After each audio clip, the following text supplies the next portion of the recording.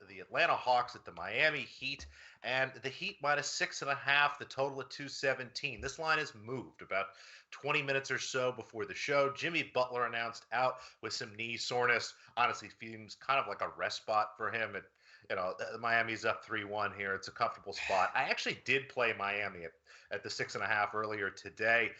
The line looks like it's moved to 4.5. I still like the spot for Miami. The Hawks, Clint Capella is questionable if he is not able to play. Now, he did play last game. The Hawks are just a shell of themselves. It's just the dynamic that he creates both offensively and defensively just cannot be replicated. But what do you see here, Josh, in this game? Did you have a play here before or after the Butler news? Not before. I might after. I mean, 4 is now it's popping up as a flat 4. That seems pretty cheap on Miami. I understand the concerns with Butler out. Obviously, he's been the biggest mismatch for the Hawks to have to deal with in terms of Miami's offense. When he gets going in that mid-range, it then just opens up the perimeter as well for the rest of those spot-up shooters and has a domino effect in how efficient they can be offensively. Defensively, we've seen Miami absolutely throttle this Atlanta team in the half court. Trae Young can't get going at all. The switch-heavy approach is just causing all sorts of headaches for Atlanta. They aren't able to penetrate. When Trae Young can't penetrate, he can't create those open looks for his shooters in turn either. And then you take away potentially Clint Capella, like we saw earlier in the series, where when you do that and he doesn't have him as in the high pick and rolls, you lose someone who can play above the rim. And, like you said, in turn, it really does cripple what they're capable of doing in terms of scoring the basketball and, of course, the presence he has defensively. So there's still a lot of moving pieces here in terms of Capella questionable. I believe Bogdanovic is still listed as questionable as well, so we don't know what's going on there necessarily. So for me, it's still Heat or pass here. Obviously, I like it a lot less. I mean, I'm on a minus 2.5 games in the series, so I'd love for Miami just to go and close this one out for me.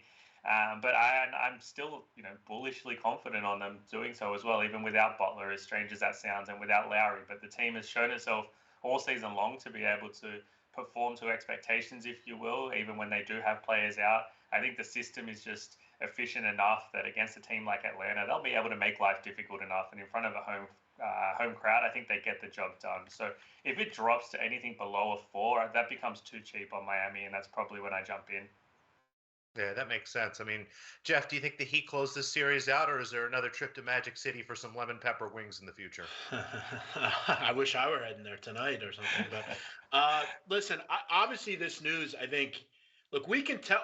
Look, I'll tell you this as a Sixer fan. The Miami Heat are the prime type of team that I wish this ownership of the Sixers, I wish there was a guy like Pat Riley in this organization. Sadly, they've wasted time with clowns like Jerry Colangelo, who completely destroyed this team. But or who was it? Was it Jerry or who was it?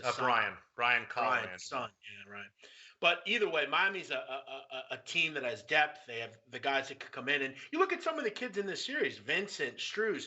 These are types of guys that have now been able to be included in this rotation. When you have guys out, they can kind of step in. That being said, Kyle Lowry being out is obviously hurtful. I think they could still win games without him. But then you throw Jimmy Butler out as well. You look at the one successive game that Atlanta had. What was it, Game 3, where Atlanta was able to win by 1 point. Remember, with Trae Young, and I think it was last Friday night.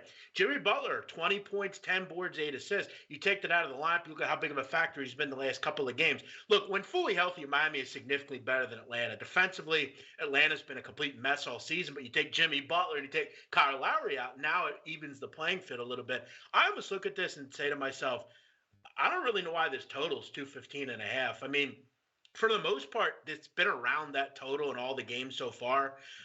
You had a couple of games that got a little bit over that, but I don't expect the Heat to put up mid 110s, mid 115s again without Butler and without Lowry. I think this game's a lot closer, the Vest a lot closer. And at any rate, the Hawks are still a team that struggle outside of Trae Young. They have some health issues. I don't know if they're going to have some even major success scoring either. So I kind of like the under. I mean, now that all this injury stuff's come out, I've kind of gotten away from this game.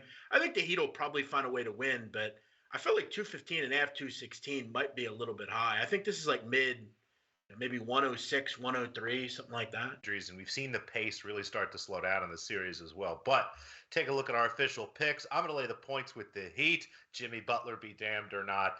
You'll get a better number than me, which is good. And Josh is looking for the Heat if they get to below -4. Jeff doesn't mind an under, but just the Heat for me is our official play.